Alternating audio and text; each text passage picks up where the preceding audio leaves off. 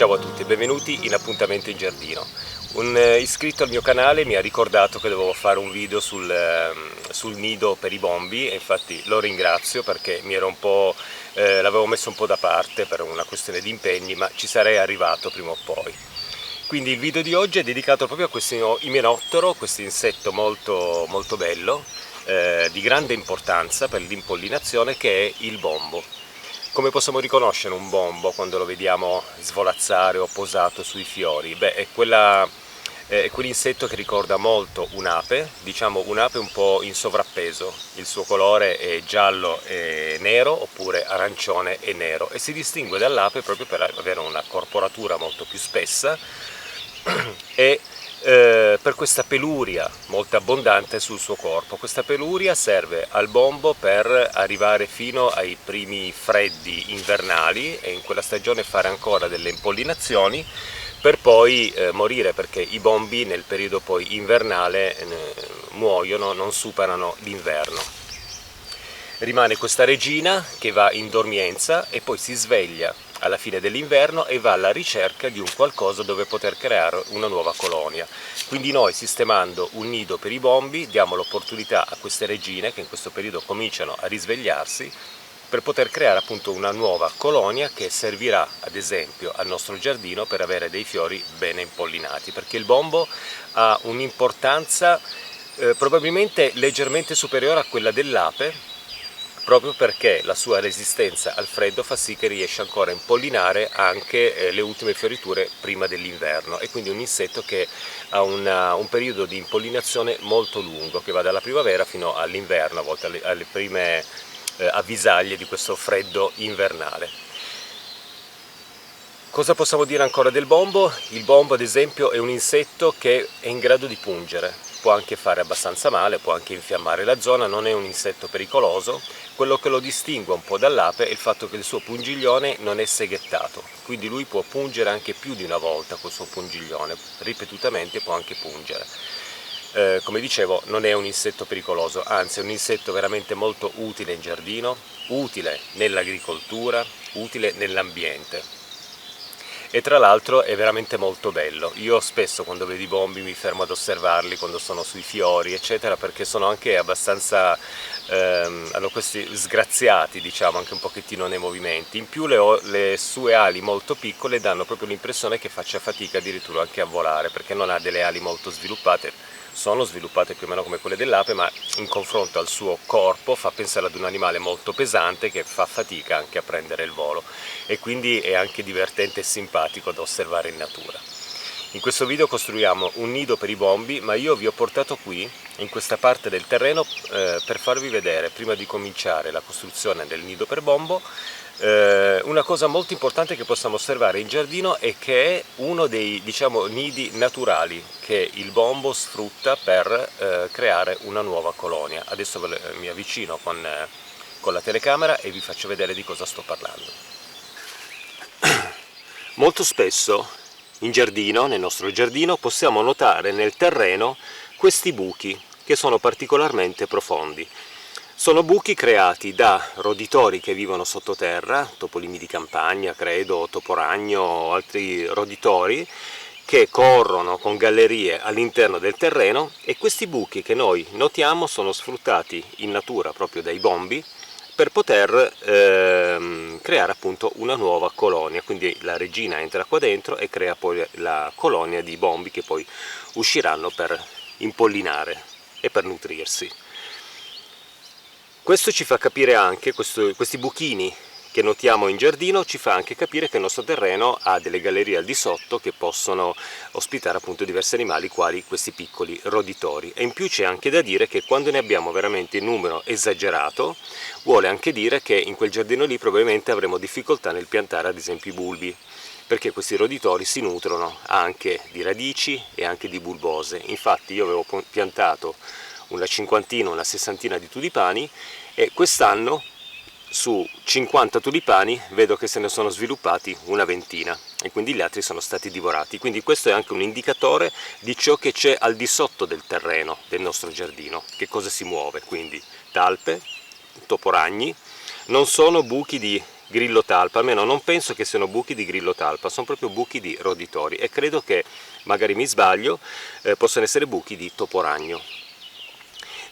Tra l'altro un roditore, un topolino veramente simpatico perché ha questo musetto molto allungato, è veramente molto ma molto simpatico. Quindi come possiamo osservare questa struttura, ovvero questo buco? Questo è un qualcosa che dobbiamo imitare poi per creare un nido per i bombi, quindi dobbiamo prendere ispirazione proprio da ciò che stiamo vedendo qui, da questo buco che è circolare, dà l'impressione come se fosse un tubo conficcato nella terra con l'apertura circolare che arriva poi ad una camera. Questa camera deve essere assolutamente asciutta per dare l'opportunità alla regina di creare la nuova colonia, e quindi tutto questo noi dobbiamo imitarlo con un nido per i bombi artificiale creato in giardino per poter attirare questi animali, e adesso vediamo come poterlo realizzare. Eccomi qua davanti all'alberghetto per insetti che ho costruito, c'è un video dedicato proprio a questa struttura, ne ho parlato in un video precedente e ho preso degli appunti proprio per non dimenticarmi dei passaggi molto importanti, perché se noi costruiamo qualcosa che deve ospitare gli animali deve essere fatto bene. Possono esserci dei piccoli errori, però ospita un animale, quindi bisogna dargli veramente tutta la sicurezza possibile per poter sopravvivere poi e svilupparsi all'interno del nido artificiale. Allora, deve essere posizionato a terra in una zona soleggiata parzialmente, quindi non sistemiamo il nido per il bombo in un terreno completamente assolato e arido, cerchiamo di collocarlo in una zona che può essere lievemente ombreggiata, che va in ombra in alcune ore della giornata. Io ho scelto questa postazione perché c'è la casa degli insetti che a un certo punto la ombreggerà, prenderà il sole del mattino, ma poi pian piano andrà in ombra, perché qui c'è una pianta di sommaco che noi abbiamo lasciato qui in giardino, e quella pianta che fa quei rami pelosi crea poi numerose foglie e quindi metterà poi in ombra il nido per bombi. In più, in questa parte davanti alla casetta per gli insetti ho deciso poi di togliere un bel po' di terra e seminare delle piante proprio da spontanee da giardino, che non andranno poi tagliate, andranno tutte in fioritura, e quindi questo aiuterà anche ad attirare proprio gli insetti in questa zona. E in più tutte queste piante, tagete e altre piante, metteranno poi anche un po' in ombra ulteriore la struttura del nido per bombo. Deve essere una zona calma, una zona di pace, senza disturbo, e vicino a fiori che attirano appunto gli impollinatori, quindi seminerò queste piante, e in più questa zona qui è una zona di pace. Questo giardino è una zona un po' di pace perché qui effettivamente ho soltanto un vicino che verrà ad abitare poi da fine marzo in poi, e in più ho un amico che ha acquistato una casa dietro, sta facendo dei lavori, e quindi più che altro è una zona veramente di pace. Qui l'unica cosa che può essere un po' rumorosa è il decespugliatore, ma io quando arriverò in questa zona, avendo creato un perimetro di terra in cui ci saranno delle piante spontanee da non tagliare, col decespugliatore passerò intorno proprio per non creare disturbo al bombo. Deve essere dotato di un ingresso, l'abbiamo visto nel buchino della terra, coperto per mantenerlo asciutto, quindi tutta la struttura dovrà essere tenuta il più possibile asciutta dalle piogge. Sembra che ne verranno veramente tante nei prossimi giorni, quindi ricominciamo con questo periodo piovoso. Oggi è l'ultima giornata di sole. I bombi solitamente nidificano a terra sfruttando cavità create da topolini e altri piccoli animali in zone poco disturbate vicino a piante, fiori e arbusti. Quindi questo ne abbiamo già parlato, e quindi adesso non ci resta che costruire il nido per bombo, e vediamo come farlo. Che cosa ci serve? Ci serviranno una paletta per poter scavare, un tubo di plastica, un vasetto di terracotta, un qualcosa che possa coprirlo in modo da far sì che non entri dell'acqua nella zona dove c'è il nido, dei rametti e poi un qualcosa dove i bombi andranno a creare poi il loro nido. E quindi io ho scelto le fioriture ormai secche del Miscanthus che ho tagliato l'autunno scorso, inizio inverno dell'anno scorso. Queste fioriture secche sono molto morbide, soffice, ricordano un pochettino anche come morbidezza un po' il cotone, quindi credo che sia un qualcosa adatto a questo animale proprio per creare un bellissimo nido. Ma aggiungerò anche un pochettino di fieno, si può aggiungere anche magari del muschio, magari secco, un qualcosa proprio che sia morbido, perché il bombo già guardandolo dà l'impressione di essere un animale molto morbidone, a parte che è simpatico. Quindi veramente pochi elementi, adesso ci mettiamo al lavoro così creiamo la casetta per il bombo. Questa è la zona dove costruirò il nido, quindi quello che devo fare con una paletta, visto che il vaso di terracotta è piccolo, è scavare una bella buca dove poter adagiare poi all'interno il mio vasetto. Quindi vado a scavare.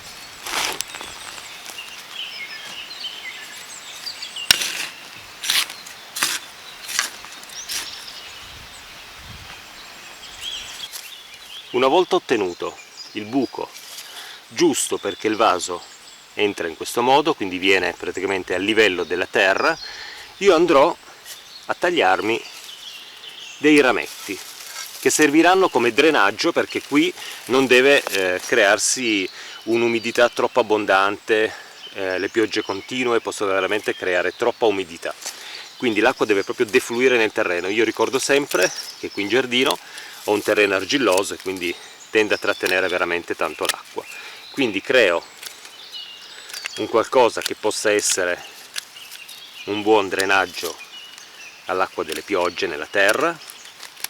Adesso queste cesoie non funzionano più molto bene, vado a tagliarmi un bel po' di ramettini e li sistemo proprio per creare un qualcosa che possa far defluire l'acqua.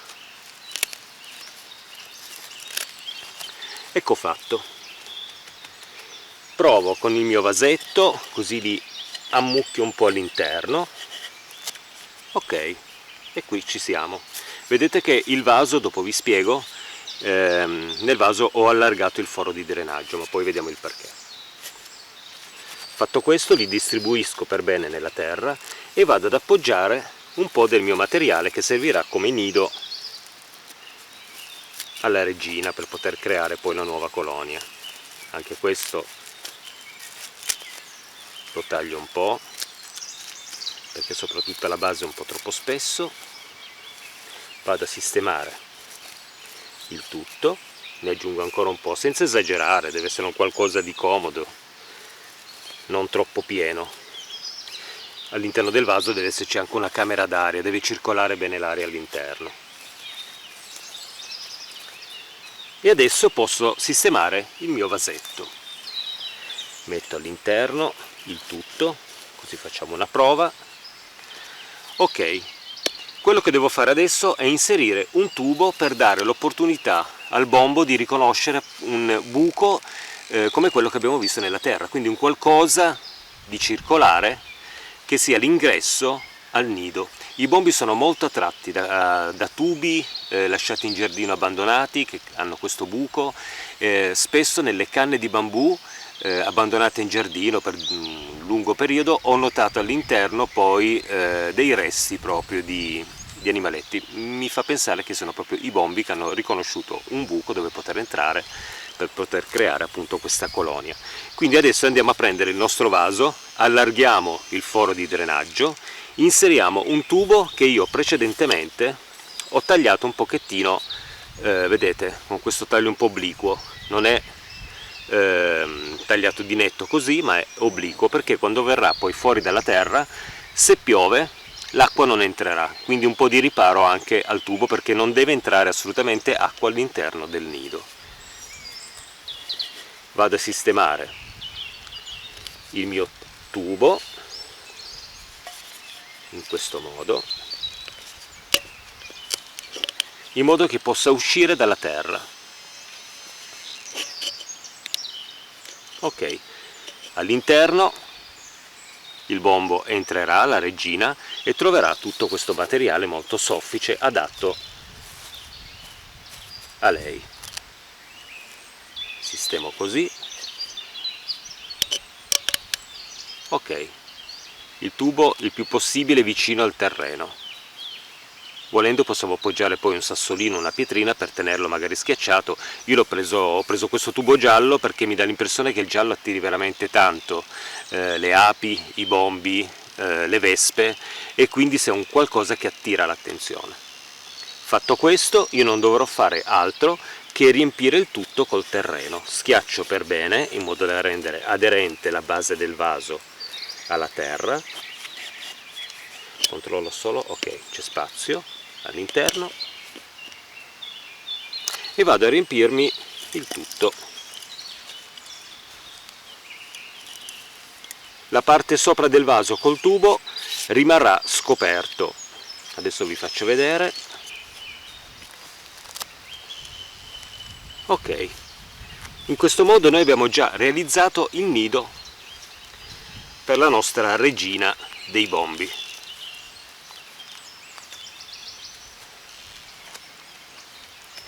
Quello che dobbiamo fare adesso è semplicemente coprire qua sopra in modo che la pioggia non possa entrare, perché comunque qui io ho messo il tubo nel foro di drenaggio, ma ci sono degli spazietti, può entrare dell'acqua, quindi questa zona deve essere assolutamente protetta. Qui c'è un fantastico lombrico che è uscito fuori.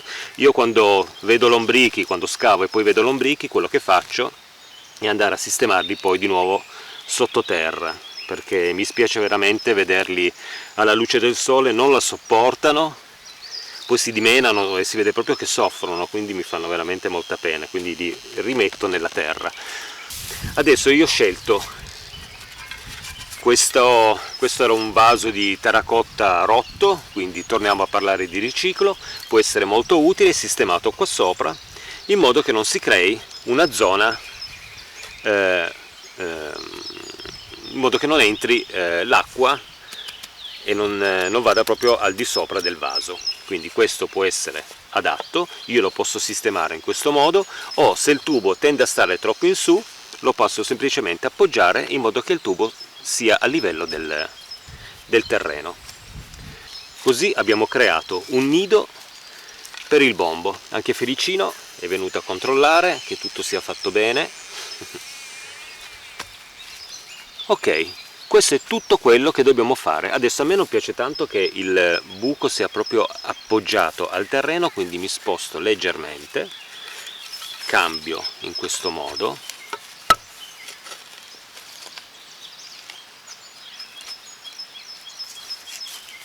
così il tubo sta un pochettino più su.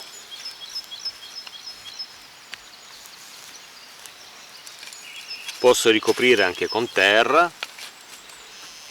così il sole magari quando picchia non scalda troppo.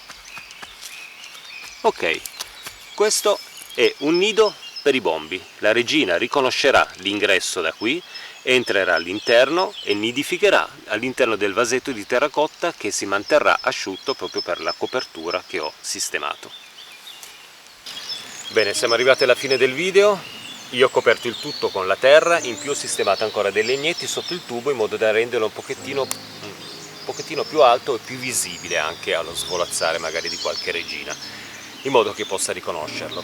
Abbiamo visto prima il buco naturale nella terra, vedete che è veramente visibilissimo dall'alto, e quindi deve essere un qualcosa che deve essere notato. Il tubo giallo può attirare anche attenzione. Poi ho coperto tutto con la terra in modo che questa zona rimarrà veramente al riparo, e qua sotto spero di vedere poi il fuoriuscire di una colonia di bombi qui nel mio giardino.